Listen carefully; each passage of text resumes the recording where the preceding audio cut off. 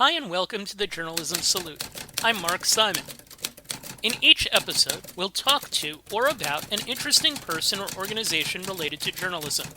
The intent is to show that journalists are not the enemy of the people. Thank you for listening. On today's episode, we're joined by Russell Midori. Russell is a documentary filmmaker and news photojournalist who is also the president of Military Veterans in Journalism. I thought it would be appropriate to talk to him as Veterans Day approaches. Hi, Russell. Hi, how are you? Good. Thank you for joining us. Russell served in the Marine Corps. He's written more than 300 print pieces, worked as a video editor, produced stories for CBS Morning and the Evening News, done long-form documentary work on several pieces, been a local TV news photographer, and been a director of photography. Hopefully I covered everything. A lot to cover there. Special emphasis certainly will place on MVJ. But first, I want to back up a little. How did your upbringing play a role in your journalism career? Well, I was born in New York, born in Brooklyn, but moved around a lot when I was young. My family was poor by American standards. Well, I thought we were poor until I actually started going to places where I learned that poverty was something that I had no real understanding of. To be a kid in America is an enormous privilege, as I learned later on in my life. But I think it was when we, probably when we bombed Kosovo, and I don't even remember who I was watching, but I remember watching a live broadcast, and it cut out after some bombs went off, and somehow I remember thinking, I can do that. That's where I want to be, and something about the adventure of working in the field always appealed to me. When I joined the Marine Corps too, it was about the adventure, and it was about not just learning stuff and building credibility, but actually doing the work, actually doing the technical work of journalism that I got to do as a Marine. Can you give us the background on how you joined the Marines and how being in the Marines informed what you do as a journalist in terms of, I guess, what you learned, what you were taught, and how you progressed? Sure. I joined the Marine Corps as an old man for Marines anyway. I was 22 years old when I joined. I was bartending in Manhattan. And I remember thinking I was not going to join the Marine Corps. I went into the office to go talk to either the Navy or the Air Force because I didn't want to make my mother cry. And those guys didn't show up to work that day, though. The only guy there was the Marine Corps recruiter.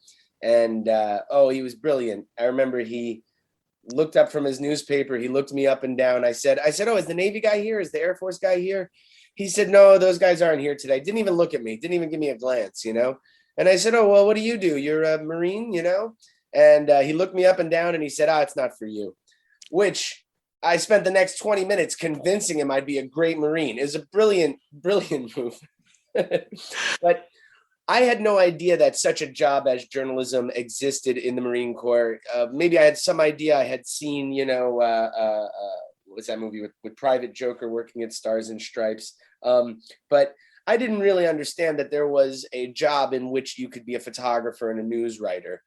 That recruiter connected me with somebody who did that job, and I got to speak to him. His name was Sergeant Orr, and he spoke to me about the Defense Information School, which is basically, it's like the art school of the military, really. They've got combat illustrators there and combat photographers and writers, and they teach everybody in all services basically the technical work of journalism. Of course, this is not actual journalism. This is, in some sense, public relations. These are quote unquote journalists who are paid by the military to be soldiers and, writers and photographers and things like that. But what it does do is it gives you a whole bunch of technical proficiency. It really teaches you the ins and outs of how to write a news story, how to be a photographer. And later on, when I applied for jobs at newspapers, I found that my skills very easily transferred over. So how did you go from there to here? While I was in the Marine Corps, I never got deployed while I was on active duty. I was stationed at a non-deployable base, Parris Island, South Carolina, where they make Marines. So it was basically like being at boot camp for 3 years. But in that role, I mean, we had Mark Oliva, who was a really fantastic senior enlisted leader of the public affairs office, and taught me to be a really good journalist, I would say. And I learned how to do stories that were,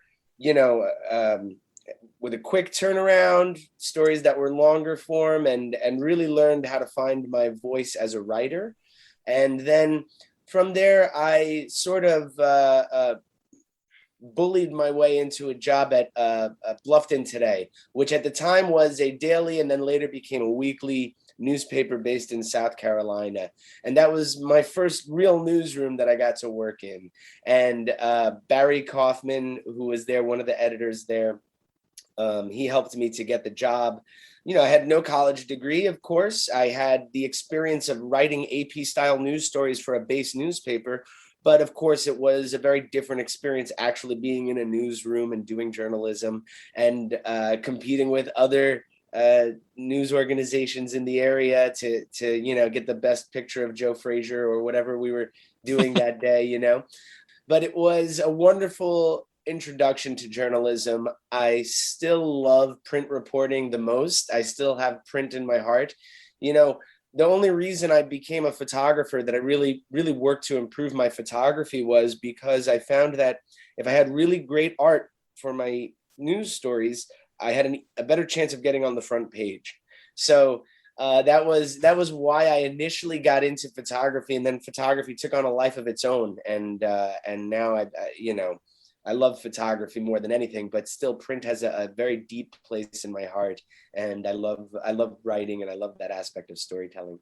And now you're in a completely different world from that, although essentially not necessarily different, but kind of parallel with your work as a camera person and producing and editing. How did you go from one to the other?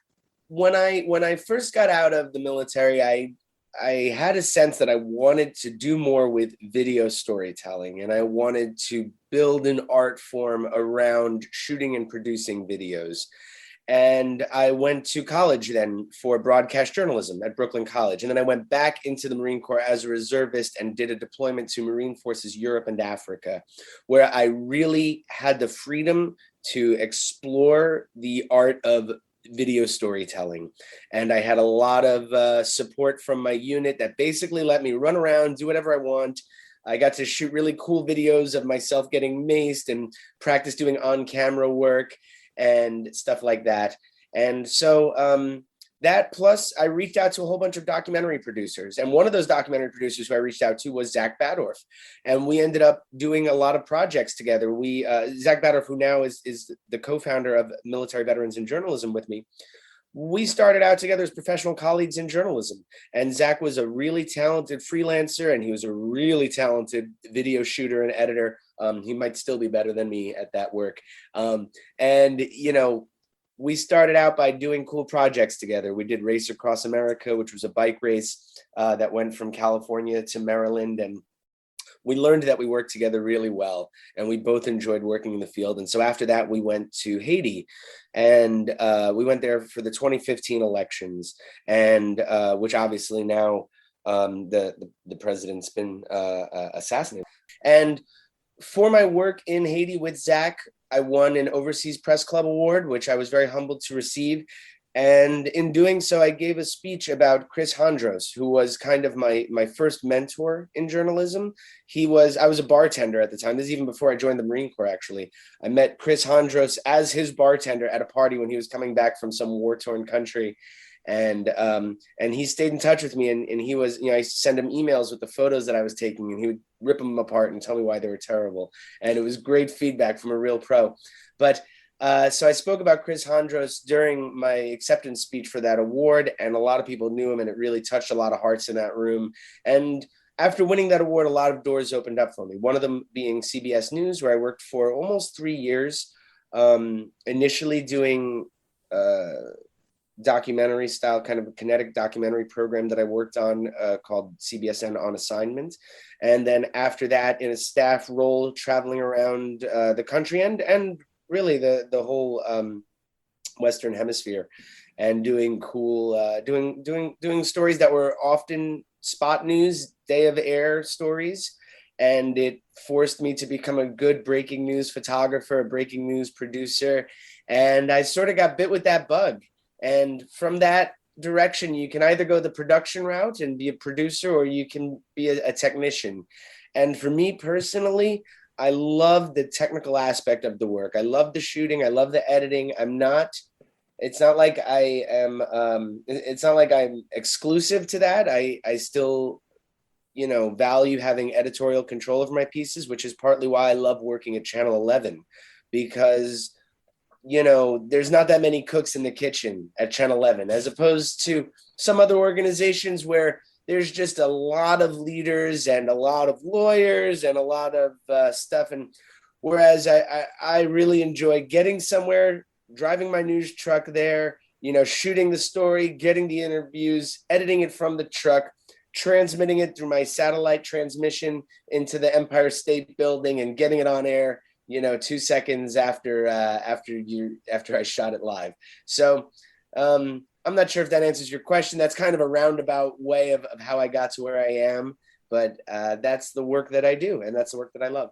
You shoot, you edit, you produce, whether it's a piece on the military prepping for potential action with North Korea for CBS, or a feature on musicians playing for people waiting in line in a food pantry that I recently saw, WPIX. And you say, quote, "I bring a cinematic aesthetic to the news I shoot."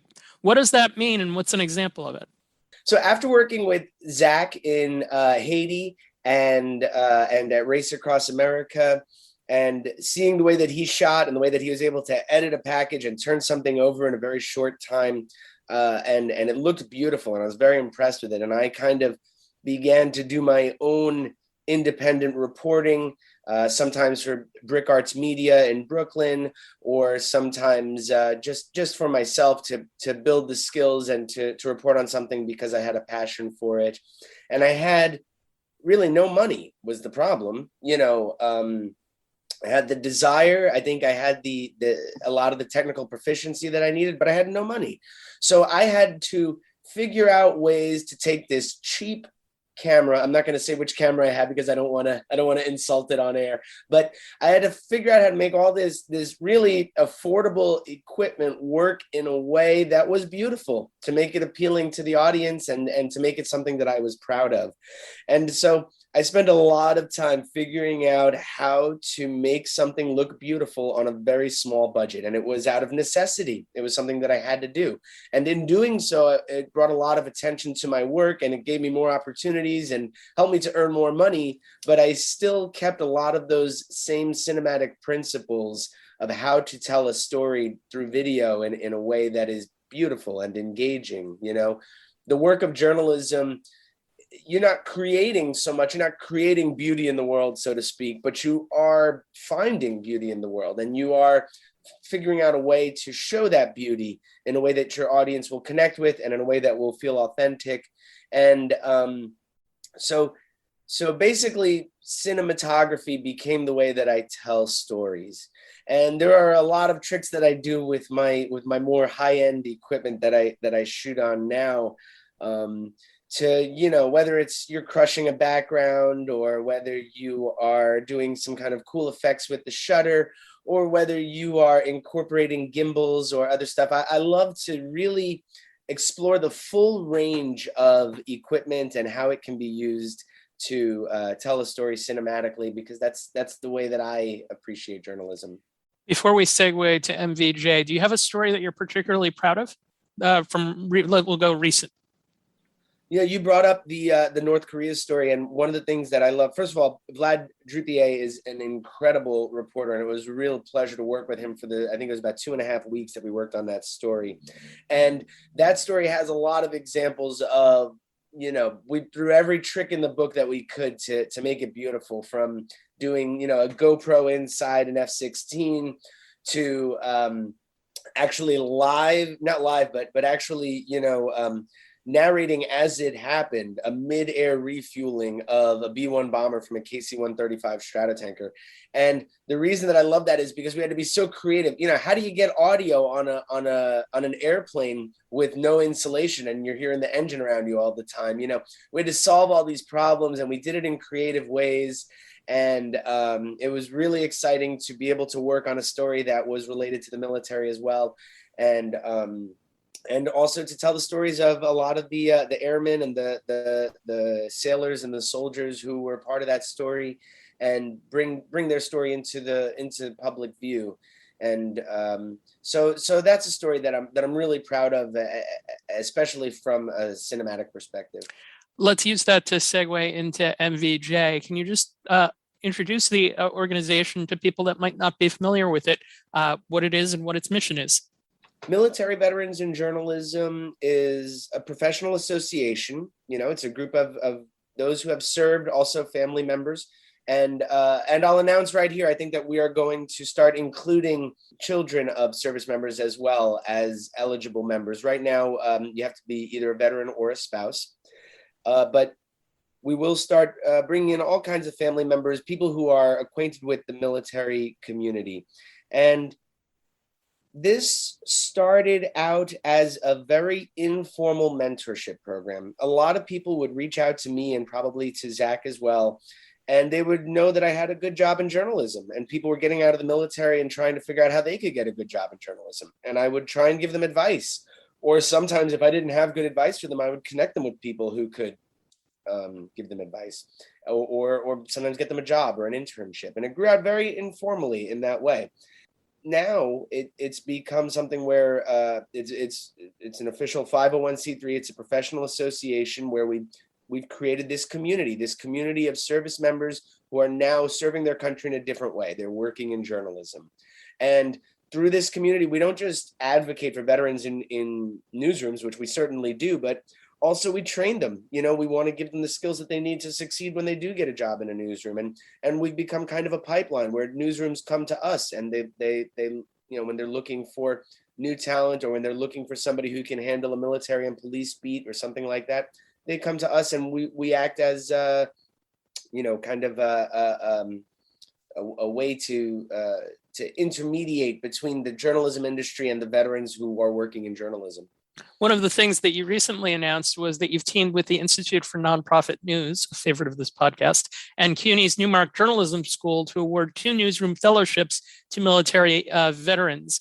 How many members do you have? What are some other things that you have in the works?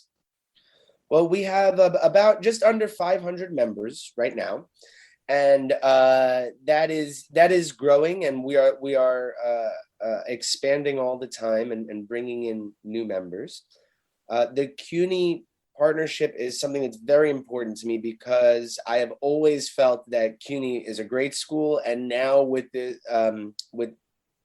Craig Newmark, I think it's probably one of the best journalism schools in the country.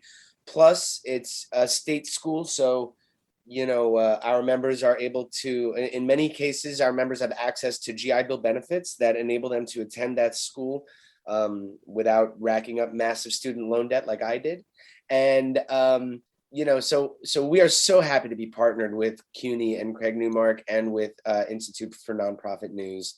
And I think that partnership will yield many things, but at the very least, I'm hoping to get a lot of our veterans to attend a school like CUNY, because I think it's a great program. And other stuff that we have on the horizon, I mean, we're planning different stuff all the time. Right now we have just updated the platform for our mentorship program, so we're going to be recommitting to that and building that up bigger and stronger. We have. Our mentorship program is very much the heart of what we do. It works by recruiting top reporters from around the country to volunteer as mentors to our veterans, who are a very diverse group, many of whom are just beginning their journalism career, and a lot of them don't have any idea how to break into the news media industry. So in our mentorship program, each veteran who comes through receives 3 hand-picked mentors over the course of 6 months, that's selected based on their specific goals and their experience. And we've just received money from HFPA to keep this mentorship program going and improving over the next 5 years. So that's sort of the big focus for us right now, is to strengthen this mentorship program over the coming months. And but there's a million different ways that we are expanding and helping. One of them is that we have free training available through Pointer, which is a school, a world-class journalism school that offers programs online that our members can attend for free. We also have just so many things on the horizon. And now that we've just finished our convention, we're finding all kinds of new partners and people who have a stake in our mission and people who want to help us. And we're really identifying that there is an enormous need for what we do, more than we ever anticipated or expected. And so we are grateful for all those people who are part of our community, and we're going to continue serving them as good as we can to get them up to speed in journalism. Those who are already up to speed we're working hard to get them good, well-paid positions in journalism, and that's what we're working on. Yeah, I want to segue back to something that you wrote. What I've learned from covering civil unrest for the Overseas Press Club, you provided a number of tips that reporters can use when they are in situations where they are covering something that could be particularly stressful. Among your tips, avoid reporting alone, contact police beforehand, empathy, and don't fall if you get hit, keep moving. Those among the things that are in the piece, which we'll link in the show notes. And I want to kind of take it back to the military side. What were you trying to convey within that piece? And then I have a follow-up that just amounts to, have you found that people with military training are able to handle these difficult situations because of their military training? That was for the, so I serve on the board of the Overseas Press Club Foundation, and we figured out that a lot of the people who had won Overseas Press Club Foundation awards or who were aspiring to do so were often kind of going out on their own and doing their own reporting, which is great and we encourage it, but it's very important to do so as safely as you can. And so a lot of the advice that I gave in that came from my own experience, mostly as a journalist, some of it as a Marine, but I don't think that this was advice. A lot of it I've learned sort of the hard way in the field, and some of it I've been lucky enough to just kind of learn from my colleagues or learn through different types of training and stuff like that. Are veterans better suited to work in dangerous environments in the field? Not necessarily. In many cases, they are. I think that veterans are. They tend to be a little bit better in an austere environment. At the same time, though, it's like, I don't want hiring managers at newsrooms to think that they're going to hire veterans and that these are just going to be some GI Joes that you could put them in any situation and they don't care about their safety or anything like that. I want to make sure to avoid making it seem that way. I think that veterans are especially qualified in general as employees in general, though. I think they make very good employees. I think that they have an excellent BS detector. They're able to tell when they're reading something that's not true, or when they're getting a government statement. They don't blanket trust the government. You know what I mean? They've had some real interactions with the government before. So I think that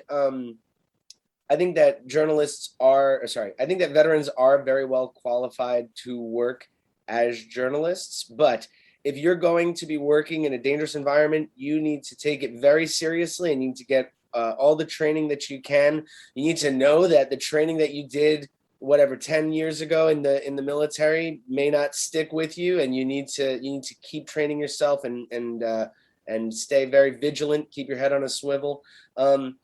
That said, though, I do think that it is one of the strengths of veterans that they are able to work in challenging environments, and there's other things that they're not as good at, and they need civilians to work with them as well. Sometimes, actually, I saw that I don't know, did you interview Kelly Kennedy? She said during the MVJ convention, Kelly Kennedy said something which was so insightful. I thought she said. She would go into a place and sometimes being a veteran worked against her as a journalist, because she would look at something and think, oh, that's totally normal. And a civilian would come and say, hey, there's not supposed to be mold in this room, And so it kind of works both ways. And I think that the role of MVJ is to soften the military civilian divide that exists in journalism, to get more veterans working with more civilian news reporters so that they can contribute to the national dialogue and that they can learn from each other, in the same way that it's beneficial in a newsroom to have any diverse staff, any diversity on your staff that come in with different experiences. The slogan for military veterans in journalism is building community, supporting career growth, advocating for veterans. Veterans bring perspective, nuanced understanding, and on-the-ground experience about the military and veterans affairs that ultimately benefits newsrooms and news consumers. That from your website. Like two more things before we let you go here. Your group has a podcast, if I'm not mistaken, Sword and Pen. Tell us about that. Oh, that's correct. First of all, that has been done in a completely volunteer format for everybody who's participated in that has really just done it out of love. And we did have Kelly Kennedy on there too recently, which was an excellent episode that I highly recommend people listen to. So much credit has to go to John House and Rich Dolan and some of the people who really were behind making that a great podcast and interviewing some awesome people. And that's the podcast we do. It's a labor of love. It's our voice out in the world, and we're very happy to engage our audience in that way. How can a civilian help your organization? The best way to help MVJ is to engage with us, is to check out the events that we do. First of all, we've made recently all of our virtual events, all of our virtual training events, which are funded by the Knight Foundation, very, very gracious donations that they have made to be able to do that. But we have multiple trainings every month, and we make them free to pretty much any journalist. If you're a member of any journalism organization, SPJ, NAHJ, NABJ, AAJA, whatever other J organizations there are, and really, if you're just a person who's kind of interested in journalism, you can attend, you can interact with our community, you can ask real-time questions from the people who we have and engage with us. And that's what really helps us, and that's what helps our members, is to engage with other journalists. We used to make this when we first started, we made this a very exclusive thing. You can only be a veteran. You can only engage with us if you're a veteran. But then we just got a bunch of veterans sitting around talking to each other. The whole point of this is to mix that water together and get everybody together and see what we can all create together. And so we're a very open organization. We our convention, we made it free to anybody to attend, and we had so many people who showed up and showed an interest in our mission. So that's the number one thing, is show up, get involved in our organization, check out our website, become a member if you're eligible. If you're not eligible, though, there's still 100 ways to engage with us. You can still become a lifetime member if you're kind of an advanced professional and you want to make a donation, a contribution. But the thing that we are most looking for more than anything is engagement with the world of journalism. All right. And last question. Is there another organization or person that you're not affiliated with that you would like to salute for their good journalism work? Someone not at all affiliated with our organization would be, I guess, Thomas Gibbons Neff, who works for the New York Times, and he's done excellent reporting in Afghanistan. I've been a big fan of his for a long time. He's not a member of our organization, but we would certainly welcome him to do so. All right, Russell Midori, thank you for taking the time to join us. Best of luck with your group. Thank you very much. You can learn more about military veterans in journalism by going to their website, mvj.network. And before we go, I want to tell you about a podcast that I find interesting, Democracy in Danger. All over the world, democracy is getting turned upside down. So what can you do about it? Join Will Hitchcock and Siva Vaidyanathan on Democracy in Danger. Each week they interview brilliant guests who are helping them save government by the people, one episode at a time. The last month they've done a series called Some Fine States, looking at some issues with democracy getting disrupted in Texas, Virginia, Colorado, and Florida. Find Democracy in Danger wherever you get your podcasts, or visit dindanger.org. Thank you for listening to the Journalism Salute. Please let us know what you think of the show. You can find us on Twitter journalismpod, and you can email us at journalismsalute@gmail.com.